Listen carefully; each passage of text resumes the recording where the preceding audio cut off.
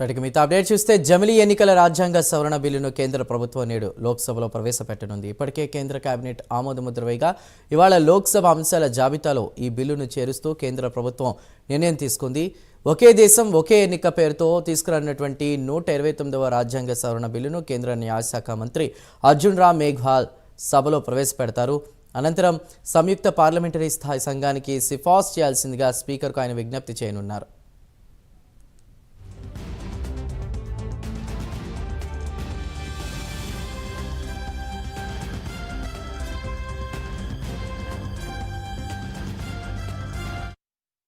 స్థాయి సంఘంలో సభలో పార్టీల బలాబలాలను బట్టి సభ్యులను నియమిస్తారు. పార్లమెంట్లో అతిపెద్ద పార్టీ అయినటువంటి బీజేపీకి చైర్మన్ పదవి దక్కనుంది. మంగళవారమే సభ్యుల నియామకాన్ని స్పీకర్ చేపడతారు. ఒకవేళ పార్టీల పేర్లను సూచించకపోతే సంఘంలో సభ్యత్వాన్ని కోల్పోతారు. సంఘం పదవీ కాలాన్ని తొలుత 90 రోజులుగా నిర్ణయిస్తారు. ఆ తర్వాత దాన్ని పొడిగించే అవకాశం ఉంది.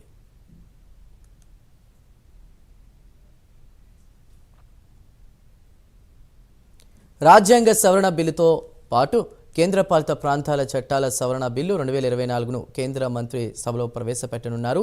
ఈ బిల్లు ఢిల్లీ, జమ్మూ కాశ్మీర్, పుదుచ్చేరి అసెంబ్లీ ఎన్నికలకు సంబంధించింది కాగా ఏదైనా అసెంబ్లీకి ఎన్నికలను లోక్సభతో పాటు నిర్వహించలేకపోతే ఆ తర్వాత వాటిని జరిపే వీలు జమిలీ ఎన్నికల బిల్లో ఉంది. ఈ మేరకు పార్లమెంటు సమావేశాలకు తప్పనిసరిగా హాజరు కావాలని లోక్సభలో తమ ఎంపీలందరికీ కూడా బీజేపీ విప్ జారీ చేసింది. లోక్సభలో కీలక అంశాలపై చర్చ జరుగుతున్న నేపథ్యంలో గైర్హాజరు కావద్దని 3 లైన్ల విప్ను జారీ చేస్తూ కూడా లోక్సభలో BJP chief whip Sanjay Jaiswal లేఖను విడుదల చేశారు. దీనిపై మరిన్ని డీటెయిల్స్ అందించడానికి మా నేషనల్ బ్యూరో చీఫ్ కళా సిద్ధంగా ఉన్నారు. కళా, ఈరోజు పార్లమెంట్ లోక్సభలో కూడా బిల్లును ప్రవేశపెట్టనున్నారు కదా, 3/4లో 2వ వంతు కూడా మద్దతు కావాలి. సో ప్రస్తుతం ఈ బిల్లుకి సంబంధించి మీ దగ్గర ఉన్నటువంటి అప్డేట్స్ ఏంటి? చందు, అంటే జమిలీ ఎన్నికలకు సంబంధించినటువంటి ఎప్పటి నుంచో కూడా మనకు వినిపిస్తూ ఉంది. అయితే ఎట్టకేలకు ఈరోజు జమిలీ బిల్లుకు సంబంధించిన పార్లమెంటు సమావేశాలు జరుగుతుంది. మనం చూస్తూనే ఉన్నాం, మన వెనకాల పార్లమెంటు సమావేశాలు జరుగుతున్నటువంటి అందరూ కూడా ఈరోజు ఉదయమే 10 గంటలకే పార్లమెంటుకి రావడం అన్నటువంటి సన్నివేశాలు కూడా మనం చూసాం. అయితే ముఖ్యంగా జమిలీ బిల్లుకు సంబంధించినటువంటి ఏదైతే గత కొన్ని రోజుల నుంచి కూడా అన్ని పార్టీలు కూడా ముక్త కంఠంతో, కొన్ని ప్రతిపక్షాలు కానీ అటు ప్రభుత్వానికి సంబంధించినటువంటి పార్టీలు అధికార పార్టీకి సంబంధించి కానీ జమిలీ బిల్లుకు సంబంధించినటువంటి చర్చ ప్రధానాంశంగా నడుస్తూ ఉంది. అయితే ముఖ్యంగా ఇక్కడ జమిలీ బిల్లుకు సంబంధించినటువంటి ఏదైతే ఉందో అటు మనకు రాజ్యాంగ సవరణలు చేస్తూ తర్వాత జమిలీ బిల్లుని ఈరోజు ప్రవేశపెట్టడానికి కేంద్ర న్యాయశాఖ మంత్రి ఈరోజు ప్రవేశపెడుతున్నారు. అయితే ముఖ్యంగా ఇప్పుడే కొద్దిసేపటి క్రితమే సభ ప్రారంభమైంది. అయితే ఏదైతే జమిలీ బిల్లుకు సంబంధించినటువంటి అంశం ఉందో ముఖ్యంగా 2 రాజ్యాంగ సవరణలతో పాటు 2 చట్టాలను ఇందులో తీసుకొని వస్తున్నారు. అయితే కేంద్ర న్యాయశాఖ మంత్రి ఆజాద్ రామ్ మేఘాలయ దీనికి సంబంధించినటువంటి బిల్లుని ప్రవేశపెడుతున్నారు. అయితే ముఖ్యంగా ఏదైతే ఉందో అంశం ఉందో ముఖ్యంగా మనకు 129వ రాజ్యాంగ చట్ట ప్రకారంగా 1, తర్వాత కేంద్ర పాలిత సవరణ చట్టానికి సంబంధించింది 1 బిల్లు. అయితే ఈ 2 చట్టాలకు సంబంధించినటువంటి బిల్లులు అంటే చట్టాలను ఈరోజు మాత్రం ప్రవేశపెడుతున్నారు. ఒకవైపు అంటే దాదాపు గతంలో కూడా దేశం చరిత్రలో చూస్తే దాదాపు 1900 మనకు స్వాతంత్రం వచ్చిన తర్వాత కూడా ఈ జమిలీ ఎన్నికలు అనేది కూడా దేశ చరిత్రలో జరిగినటువంటి సంఘటనలు మనకి కనపడుతున్నాయి. అయితే ముఖ్యంగా 1951 అక్టోబర్ 25న నుంచి తర్వాత 1952 మనకు అంటే 1952 మనకు ఇక్కడ ఫిబ్రవరి 21వ తేదీ వరకు జరిగినటువంటి జమిలీ ఎన్నికలు, మొట్టమొదటి జమిలీ ఎన్నికలు అక్కడ 51 నుంచి 52 మధ్యలో జరిగినటువంటిది. తర్వాత మనకు ఇక్కడ అంటే ఆ మొట్టమొదటి జమిలీ ఎన్నికల తర్వాత కూడా దాదాపు 10 సంవత్సరాల పాటు జమిలీ ఎన్నికలు దేశ చరిత్రలో జరిగాయి. కానీ అనివార్య కారణాల వల్ల కొన్ని దేశంలో ఉన్నటువంటి పరిస్థితులను బట్టి జమిలీ ఎన్నికలు అన్నటువంటిది కనుమరుగయ్యాయి. తర్వాత మనకు 57 తర్వాత 62 తర్వాత 67 సంవత్సరాలు దాదాపు 10 సంవత్సరాల పాటు జమిలీ ఎన్నికలు జరిగాయి. అయితే ఈ గత చరిత్రని దృష్టిలో పెట్టుకొని ఇప్పుడు కేంద్ర ప్రభుత్వము ఒక కమిటీని కూడా నియమించింది. అయితే రామ్నాథ్ కోవింద్ అధ్యక్షతన ఒక కమిటీని ఏర్పాటు చేశారు. ముఖ్యంగా ఈ కమిటీ దాదాపు 6-7 దేశాలలో ఉన్నటువంటి జమిలీ ఎన్నికల యొక్క గత చరిత్రలో మన దేశంలో జరిగినటువంటి హిస్టరీని తీసుకొని తర్వాత ఇతర దేశాల్లో ప్రజెంట్ జరుగుతున్నటువంటి దేశాల్లో ఉన్నటువంటి జమిలీ ఎన్నికల యొక్క నివేదికలను కూడా మొత్తం అంతటిని కూడా అటు మనకు జర్మనీ, జపాన్, తర్వాత దక్షిణాఫ్రికా, తర్వాత ఫిలిప్పీన్స్, తర్వాత ఇండోనేషియా అనేక దేశాలు దాదాపు 6-7 దేశాలలో పర్యటించి పూర్తి నివేదికలతో దాదాపు కేంద్ర క్యాబినెట్కి అంటే ప్రధాని నరేంద్ర మోడీ ఆధ్వర్యంలో ఏదైతే కమిటీ ఉందో తర్వాత మనకు రామ్నాథ్ కోవింద్ కమిటీ పూర్తి నివేదికలను అందజేసింది. అయితే ఈ నెల 12వ తేదీన ఏదైతే 8వ క్యాబినెట్ సమావేశంలో ఏదైతే పూర్తి నివేదికలు ఇచ్చిన తర్వాత కేంద్ర క్యాబినెట్ ఆమోద ముద్ర పొందింది. ఆ తర్వాత అంటే 12వ తేదీన ఏర్పడినటువంటి ఏదైతే సమావేశంలో ఆమోద ముద్ర పొందిన తర్వాత 16వ తేదీన పార్లమెంట్లో ఈ బిల్లును ప్రవేశపెడతారన్నటువంటి ఊహాగానాలు కూడా నడిచాయి.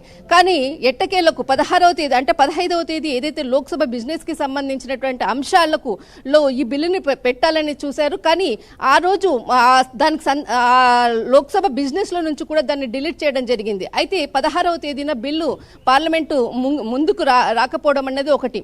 అయితే ముఖ్యంగా ఎందుకు రాలేదన్నటువంటి ఇక్కడ మనం ఒక ప్రధానంగా చర్చించాల్సినటువంటి అంశం ఏంటంటే ముఖ్యంగా బిల్ సంబంధించింది అంటే దాదాపు సభలో 361 మంది ఎంపీల మద్దతు కావాలి ఖచ్చితంగా. అయితే ఇక్కడ అధికార పార్టీకి సంబంధించినటువంటిది 293 మంది ఏదైతే ఉన్నారో సభ్యులు ఉన్నారో తర్వాత మనకు ఇండియా కూటమికి సంబంధించినది సభ్యులు 235 మంది సభ్యులు.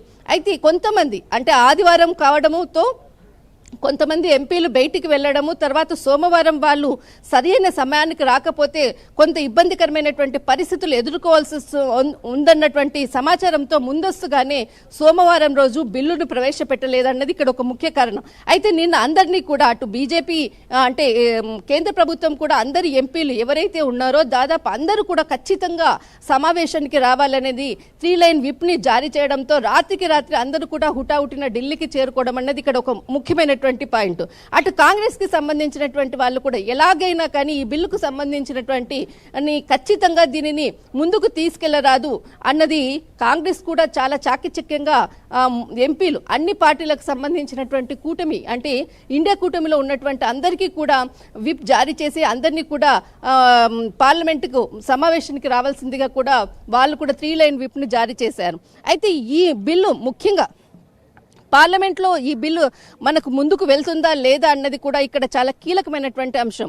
దాదాపు 361 ఏదైతే నంబర్ ఉందో ఈ నంబరు దానికి రీచ్ అవుతుందా లేదా అన్నది ఒక ప్రశ్న వేసుకుంటే తర్వాత రెండవ అంశం ఇక్కడ ప్రధానంగా దాదాపు అంటే 2 బిల్లులు ఏదైతే 129 రాజ్యాంగ సవరణ చట్టం ఏదైతే బిల్లు ఒకటి తర్వాత కేంద్ర పాలిత అంటే 129వ ఏదైతే సవరణ ఉందో తర్వాత రాష్ట్రానికి సంబంధించినది పార్లమెంటు తర్వాత అసెంబ్లీకి సంబంధించినటువంటి ఏదైతే ఎన్నికలకు సంబంధించినటువంటి సవరణ తర్వాత కేంద్ర పాలిత ప్రాంతానికి మనకి ఢిల్లీకి తర్వాత ఏదైతే ఢిల్లీ తర్వాత జమ్మూ కాశ్మీర్కి రాష్ట్రానికి సంబంధించినటువంటి అసెంబ్లీలకు సంబంధించినటువంటి పుదుచ్చేరికి సంబంధించినటువంటి సవరణ బిల్లు అంటే 2 రాష్ట్రాలకు సంబంధించిన అంటే అన్ని రాష్ట్రాల్లో ఒకే రాష్ట్రాలు అంటే పార్లమెంటు అటు లోక్సభ సంస్థ రాష్ట్రాలకు సంబంధించినటువంటి ఎన్నికల అంశాలపై కూడా పూర్తిగా ఒక నిర్ణయాన్ని మాత్రం ఖచ్చితంగా ఈ సవరణ చట్టాలను తీసుకెళ్లాలి అన్న ఉద్దేశంతో ఆ బీజేపీ అటు పావులు కదుపుతూ ఉంది.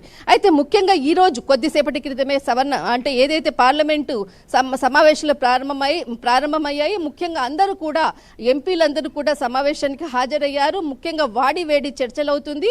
అయితే ఏ విధంగా బిల్లును ముందుకు తీసుకెళ్లాలి ఏ విధంగా చాకచక్యంగా ఒకవేళ అక్కడ బిల్ పాస్ అవుతుందా లేదా అన్నది ఇక్కడ ఒక పెద్ద ఒక ముఖ్యమైనటువంటి అంశం. ఒకవేళ ఈ బిల్లును ముందుకు తీసుకెళ్లి జాయింట్ కమిటీ అంటే పార్లమెంటరీ జాయింట్ కమిటీకి అప్పగించి ఒక కమిటీని ఏర్పాటు చేయాలి అన్నటువంటిది కూడా కొంతమంది రాజకీయ విశ్లేషకులు అంటే ఈ విధంగా చేయబోతున్నారన్నటువంటిది ఒక రాజకీయ విశ్లేషకులు కూడా చెప్తున్నారు. అయితే ముఖ్యంగా ఒక కమిటీని ఏర్పాటు చేసి అధికారికంగా బీజేపీకి సంబంధించినటువంటి అంటే ఎక్కువ సభ్యులు ఉన్నటువంటి బీజేపీ పార్టీ కాబట్టి ఈ కమిటీకి మాత్రం ఒక చైర్మన్ నిర్మించి ఒక చైర్మన్కి దీనికి నియమించి, అంటే ఆ నియమించిన తర్వాత దీనిలో ఉన్నటువంటి ఏదైతే సభ్యులు ఉన్నారో అన్ని పార్టీలకు సంబంధించినటువంటి సభ్యులను ఇందులో ఈ రోజు సాయంకాలం లోపల దాన్ని పూర్తి చేయాలి అన్నటువంటిది కూడా కోరనున్నట్లు స్పీకర్ కోరనున్నట్లు తెలుస్తుంది. దాదాపు వీటి గడువు 90 రోజులు ఉండబోతుంది అన్నటువంటి సమాచారము.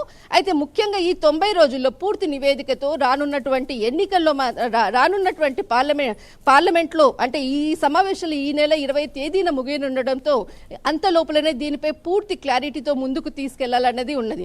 అయితే ఇక్కడ ముఖ్యంగా మనకు పార్లమెంటు సమావేశాల్లో జరుగుతున్నటువంటి సందర్భము ఏదైతే ఈ నెల అంటే ఈ సంవత్సరం అంటే 24లో మనకు నూతన ప్రభుత్వం ఏర్పడిన తర్వాత జూన్ 24వ తేదీ నుంచి కూడా మనం కౌంటింగ్ చేయాలి అన్నటువంటిది కూడా, అంటే జూన్ 24 అంటే దాదాపు ఈ చట్టాలు ఏదైతే సవరణ చేసిన తర్వాత అంటే 29 జూన్ 24 వరకు దీని పీరియడ్ పెట్టే విధంగా ముందుకు వెళ్తుంది అన్నటువంటి ఏదైతే టోటల్ అంటే జమిలీ ఎన్నికలకు ఎక్కడి నుంచి కౌంటింగ్ స్టార్ట్ చేయాలన్నటువంటిది కూడా ఒక క్యాలిక్యులేషన్స్ కూడా చేస్తున్నట్లు తెలుస్తున్నట్లు రాజకీయ విశ్లేషకులు చెప్తున్నారు. చందు.